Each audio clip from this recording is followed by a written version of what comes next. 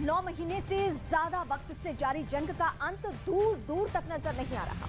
रूस के बम यूक्रेन के शहरों पर कहर बनकर टूट रहे हैं। इसके साथ ही यूक्रेन के कई ऐसे शहर हैं जो कि कब्रिस्तान बन चुके हैं। पश्चिमी मीडिया की खबरों की माने तो रूस यूक्रेन पर रोजाना 40,000 गोले बारूद का इस्तेमाल कर रहा है, जो यूक्रेन से चलाए जा रहे हथियारों से कई गुना ज्यादा।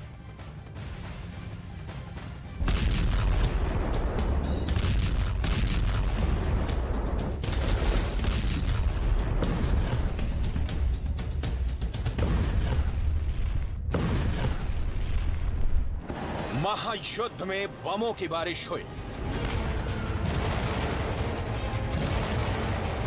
तोप का दम दिखा, फाइटर जेट की गरज सुनाई दी।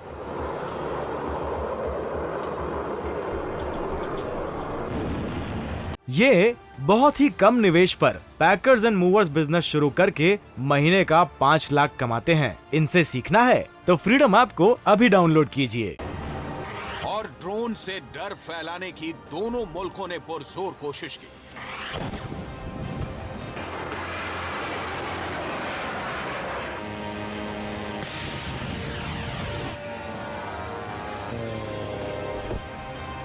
इस युद्ध में दुनिया ने वो सब देखा जो आज तक किसी युद्ध में ना देखा था, ना ही उस कहर के बारे में सोचा था। युद्ध में महाशक्तिशाली रूस ने यूक्रेन की जमीन को छलनी करने में कोई कसर नहीं छोड़ी।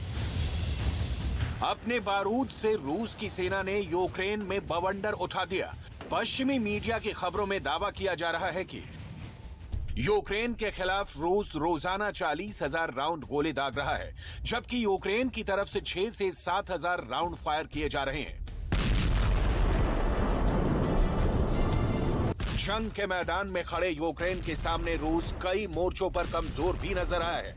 ज़ेलेंस्की के जांबाजों की युद्ध नीति के आगे पुतिन की सेना को शिकस्त भी मिली है, जिससे बौखलाया रूस अपने घातक हथियारों को यूक्रेन की जमीन पर बरसाने से पीछे नहीं हटा। तो यूक्रेन के साथी बने देशों से यूक्रेन के बारूदी गोदाम को भरने की कोशिश भी नहीं रुकी। नेटो अधिकारियों की माने तो इस युद्ध में तालिबान युद्ध में किए गए वार से ज्यादा घातक हथियारों से हमला हुआ और रूस में ज्यादा तबाही मचाई गई। दावा है कि तालिबान के खिलाफ हुई जंग में नेटो की तरफ से एक दिन में करीब 300 गोले बारूद दागे गए थे, जबकि यूक्रेन में रूस के खिलाफ लड़ी जा रही जंग में एक दिन में हजारों गोले बारूद लग रहे हैं। यूक्रेन को लगातार ही नेटो देशों का साथ मिल रहा है, जबकि रूस अकेले ही मैदान में टिका है। महायुद्ध की शुरुआत से अमेरिका यूक्रेन को हथियार की सप्लाई कर रहा है।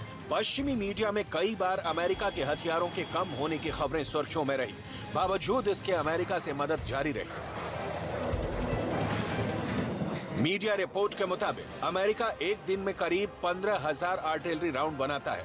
पिछले 9 महीने में ही अमेरिका $13 बिलियन से ज्यादा की मदद यूक्रेन को भेज चुका है। इनमें HIMARS rocket system, missile defence system, javelin anti tank missile, stinger air defence system और M777 होवित्जर शामिल हैं।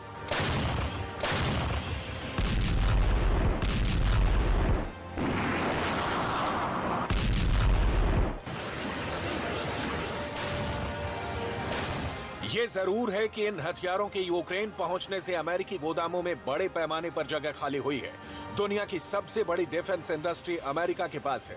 उसके पास इन हथियारों को बनाने की टेक्नोलॉजी, कच्चा माल और स्पेयर पार्ट्स भी बड़ी तादाद में है। ऐसे में अमेरिका जब चाहे अपने गोदामों को फिर से भर सकता है, लेकिन युद्ध में वो यूक्रेन की मदद से पीछे नहीं हटेगा। ये बात बाइडेन ने खुद कई बार कबूल की है।